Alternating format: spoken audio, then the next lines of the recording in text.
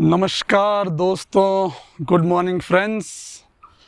तो हम मनसूना में बहुत दिनों से बर्डिंग कर रहे हैं, लेकिन हम थोड़े से क्या बोलते हैं उसको क्योंकि स्पीशीज़ हमको हर दिन वही दिख रही थी, तो हमने सोचा कि ये आज एक नई जगह को एक्सप्लोर किया जाए। तो हम चोपता से कुछ पहले एक लोकेशन है वहाँ पर आ रखे हैं। हमने सोचा कि इस हाइट पे, तो हम इस टाइम पे अप्रॉक्सीमेटली 2200 मीटर की हाइट पे हैं, और इसीलिए इस सीज़न में भी यहाँ पे स्वेटर पहनने की या फिर फ्लीस पहनने की ज़रूरत पड़ जाती है। तो हम अप्रॉक्सीमेटली 2200 मीटर्स की हाइट पे हैं। एंड हम इस हाइट पे इसलिए आए क्योंकि हमने सोचा कि जो मनसूना है वो अप्रॉक्सीमेटली 1400 मीटर है। तो वी थॉट कि as we increase the altitude तो we should be able to see some other species जो हमको नीचे नहीं मिलती हैं।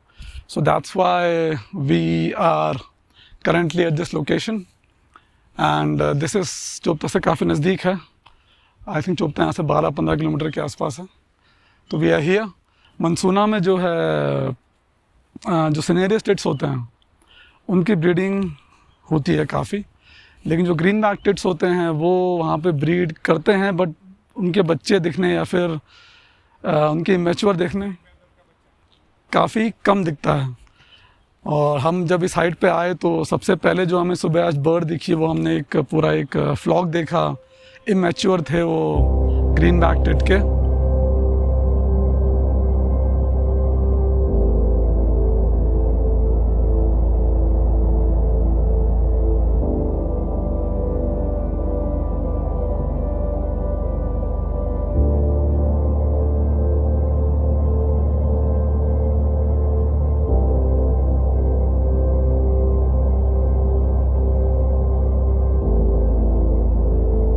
तो that is one sighting which we don't get in मनसूना, एंड फॉर्चुनेटली यहाँ पे we were able to see that activity. उसके बाद थोड़ा आगे जाके हमने देखा कि मनसूना में जो है ग्रेविंग ब्लैक बर्ड विंटर्स में आते हैं, समर्स में भी रहते हैं, बट जैसे थोड़ी सी गर्मी बढ़ती है वो थोड़ा ऊपर चले आते हैं ब्रीड करने के लिए।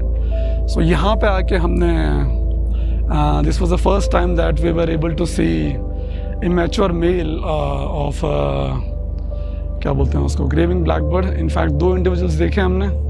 तो ये जो आप देख रहे हैं ये एक इमैच्योर है grey wing blackbird, immature male of grey wing blackbird, जो कि ट्रेनिंग कर रहा है। ट्रेनिंग जैसे आपको पता होगी, इट इज़ द एक्टिविटी जिसमें पंछी जो है अपनी साफ़ सफाई करती है, अपने शरीर से धूल मिट्टी टिक्स कीड़े मकोड़ों को साफ़ करने के लिए और अपनी सुंदरता को बरकरार रखने के लिए, अपने पंखों की जो शाइन है उसको बरकरार रखने के लिए। तो ये जो ग्रेविंग ब्लैक बर्ड का जो इमैच्योर मेल है इस टाइम पे यही एक्टिविटी कर रहा है। ये एक और इमैच्योर मेल ग्रेविंग ब्लैक बर्ड का आप देख रहे होंगे, जहाँ पे ग्रे पैच होता है विंग पे, वहाँ पे अभी वाइटिश ग्रे पैच है जो धीरे धीरे ग्रे पैच में बदल जाएगा समय के साथ। तो ये एक मेल है, इमैच्योर मेल, और उसके राइट साइड में एक और इमैच्योर मेल बैठा हुआ। आई थिंक क्या पता दोनों भाई भाई हों।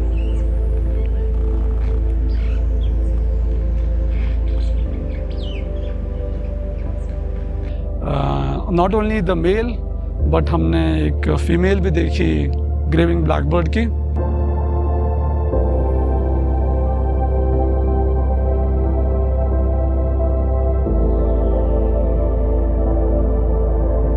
उसके अलावा सर्दियों में मनसूना में एक विंटर विजिटर है, chestnut bellied rock thrust.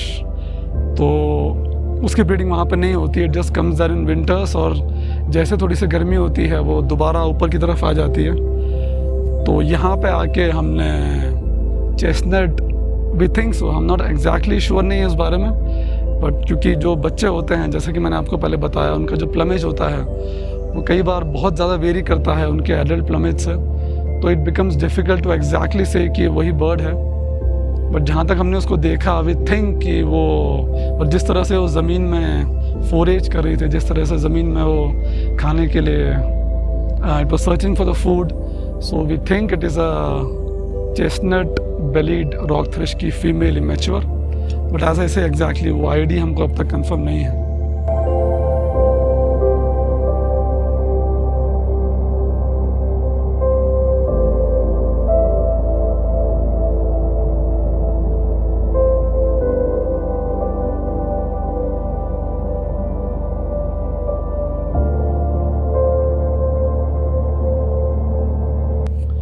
So again हमने यहाँ पे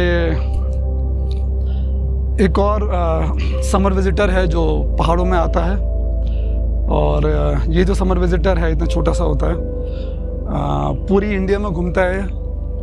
इसको हम अल्ट्रा मरीन फ्लाई कैचर कहते हैं। तो ultramarine flycatcher Mansuna में भी आता है, समर्स में। अगेन वो आई थिंक वो क्रॉस ओवर करता है, it is going from lower altitudes to higher altitudes, क्योंकि मनसूना में हमने जो 1400 मीटर की हाइट है वहाँ पे उस एरिया में हमने कभी भी अल्ट्रा मरीन फ्लाई कैचर का कोई भी ब्रीडिंग प्लमेज नहीं देखा है। आई मीन कोई भी इमेच्योर प्लमेज नहीं देखा है। बट यहाँ पे आके we think again we are not exactly sure, because काफ़ी प्लमेज उसका काफ़ी डिफरेंट था। तो हमें लग रहा है कि वो भी एक इमेच्योर था, मेल या फीमेल वो भी आईडी नहीं कर पाए हम, एक अल्ट्रा मरीन फ्लाई कैचर का।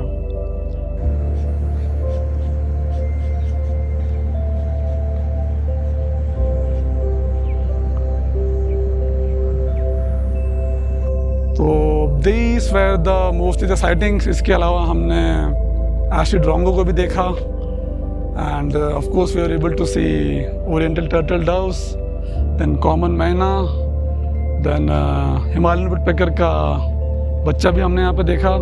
तो दोस्तों आप इस सूखे हुए पेड़ पे, सूखा हुआ नहीं एक्चुअली वो, उस पर पत्ते नहीं हैं, इस पेड़ पे आप एक हिमालयन किंगफिशर का इमेच्योर देख सकते हैं। उसी के आसपास कुछ ऐशी ड्रोंगो भी बैठे हैं, कम से कम 3-4 हैं, जो काफ़ी देर से इसी पेड़ को as a platform, landing and take off platform use करके, आजकल बरसात में बहुत सारे हवाई कीड़े हैं, तो उन इंसेक्ट्स को ये जो ड्रोंगोस हैं, ऐशी ड्रोंगोस, मोस्टली अगेन इमेच्योर, ये काफ़ी देर से बहुत ही भयानक शिकार कर रहे हैं। And I think they are really having a amazing day here. So left में बच्चा है उसका, हिमालयन वुडपेकर का इमेच्योर, एंड राइट में you can see a ashy drongo, and it looks like it is a immature इसी सत्र का। This has been going on for a while now।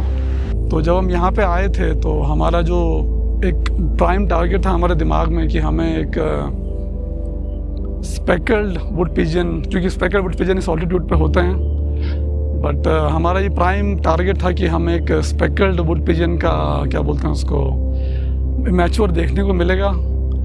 उसी रीज़न से मोस्टली हम यहाँ पे आए थे। ऑल्सो यहाँ पे कलीज फेजेंट काफ़ी हैं इस वाले स्ट्रेच पे, तो हमें ये भी लगा था कि कलीज फेजेंट की जो इमेच्योर मेल फीमेल हैं उसका शायद पूरा एक झुंड मिलेगा हमको।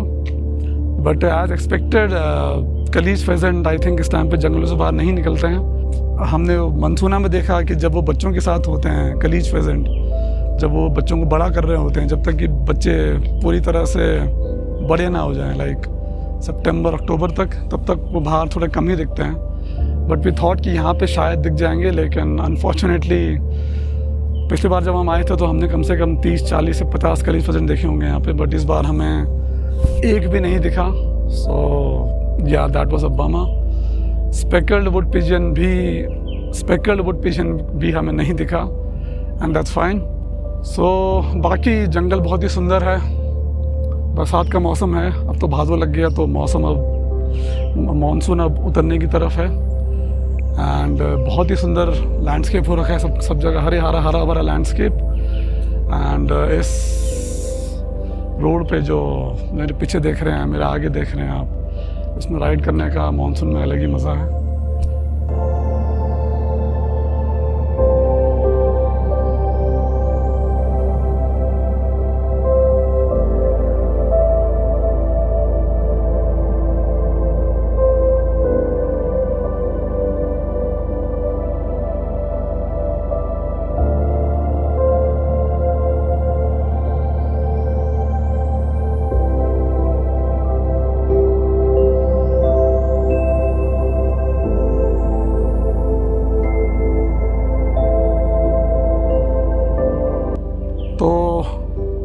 I think that's it for this birding vlog.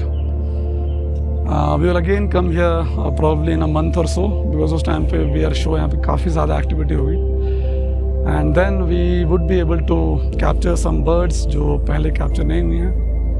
Anyways, अगर आपने इस वीडियो को यहाँ तक देखा है तो आपका बहुत बहुत धन्यवाद.